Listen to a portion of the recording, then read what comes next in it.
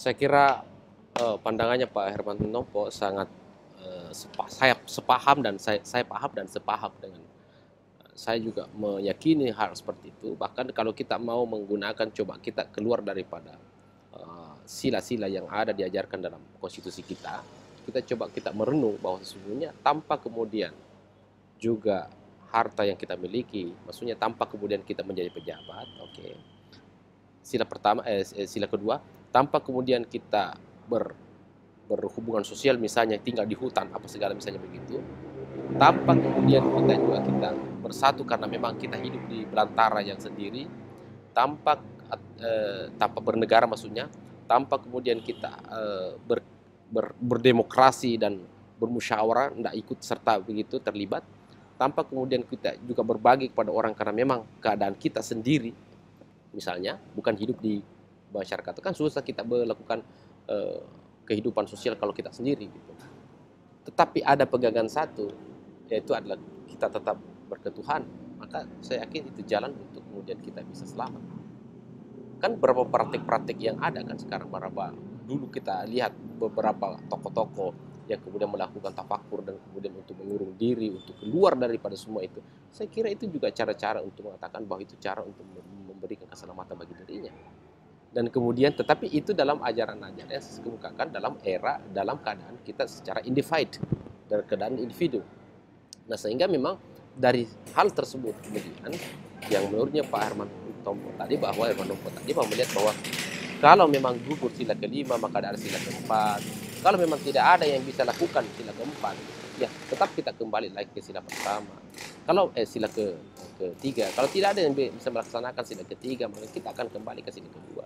Kalaupun sama sekali tidak mampu untuk melakukan sila kedua, maka kita kembali ke sila pertama. Maka sila pertama inilah kemudian kita akan kembali lagi menurunkan instrumen-instrumen konsep untuk menata negara kita ini. Artinya bahwasanya itulah pengakuan daripada para founding father kita, pengakuan daripada founding father kita untuk melihat bahwasanya memang negara kita ini adalah diberkati oleh berkat Allah Subhanahu wa taala dan Allah yang didorongkan oleh keinginan luhur. Jadi ada kekuatan antara kekuatan transendental dengan kekuatan dalam diri manusia yang memiliki suatu power untuk kemudian melahirkan kemerdekaan ini. Jadi saya ulangi bahwa ada dua kekuatan. Ya sesungguhnya kalau kita mengatakan, kalau kita lagi mengkaji, sesungguhnya kan satu kekuatan. Kalau kita masuk sedikit pada aspek filosofinya atau masuk pada aspek kajian-kajian kajian sufisnya, kira-kira begitu. Sesungguhnya kekuatannya itu hanya satu. Kita kan tidak memiliki apa-apa karena padanya kita kan juga meninggal.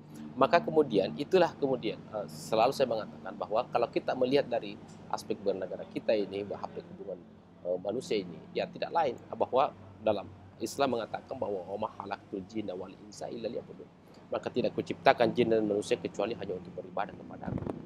Itulah kemudian jalan untuk kemudian bisa kita mengatakan bahwa kita akan menuju pada suatu keselamatan.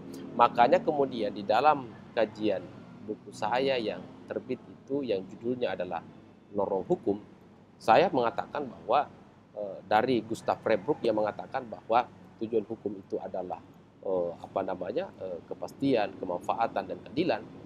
Saya mencoba untuk menelusuri lebih detail sebatas pengetahuan saya, maka dengan saya ini sebagai orang yang mau melihat bahwa sesungguhnya tujuan hukum itu adalah ujung-ujungnya daripada keselamatan. Kepastian, kemanfaatan, dan keadilan itu adalah instrumen yang tujuan manusia itu adalah keselamatan. Muncul pertanyaan dari beberapa kalangan waktu itu. Mengapa Pak Tawan menganggap bahwa tujuan hidup itu adalah keselamatan? Kenapa tidak mencoba untuk tetap keadilan? Saya mengatakan bahwa adilnya seseorang kepada orang lain itu belum tentu dia adalah melahirkan sebuah keselamatan. Berkepastian kita belum tentu selamat. Bermanfaat belum tentu selamat. Tapi ketika kita kemudian tujuan kita yang paling utama itu adalah keselamatan, maka instrumen-instrumen untuk kita berbuat adil itu akan pasti baik. Instrumen kita untuk kita melakukan kemanfaatan itu akan baik, dan kemudian juga begitu ya adalah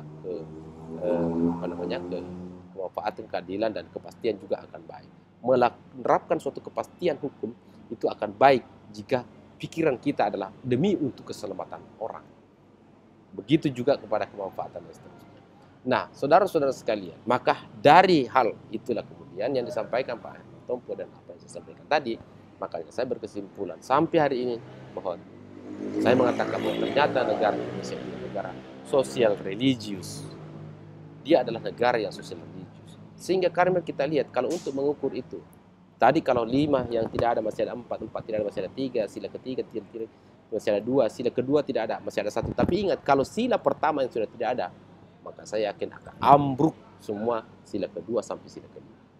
Mari kita lihat dan mari kita lihat dulu. Mari kita lihat keadaan yang terjadi sekarang ini. Apakah kemudian aspek sila pertama itu dijalankan dengan baik dan benar?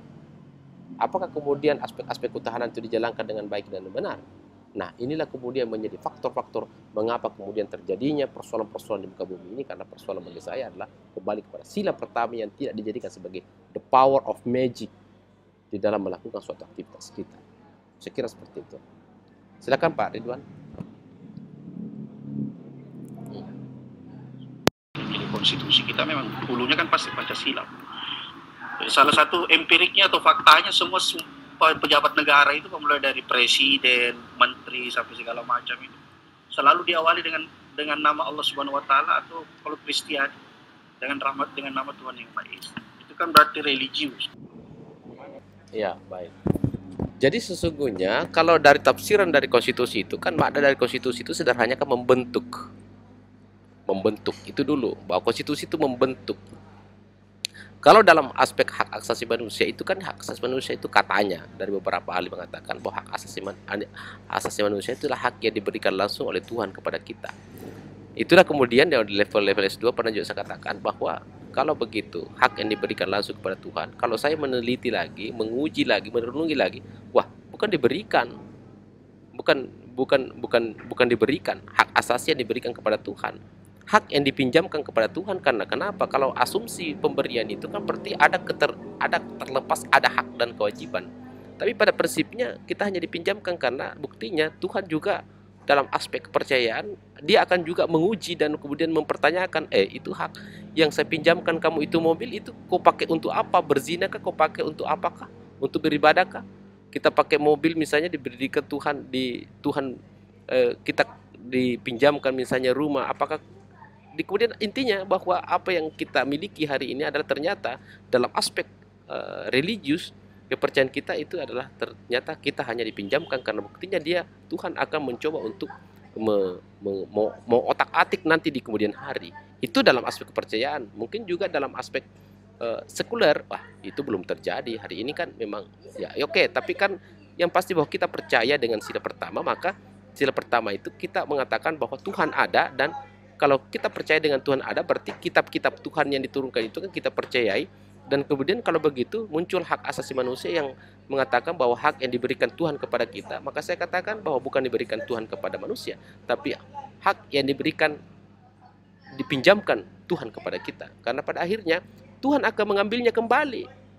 Tuhan akan mengambilnya. Bagaimana kemudian kita membangun rumah yang begitu kokoh tapi kemudian ya hilang sirna begitu oleh bencana. Bagaimana kemudian nyawa yang kita diberikan ternyata juga kemudian itu hilang kalau kita sehat, tapi kemudian Tuhan juga akan mengambilnya ketika kita sakit.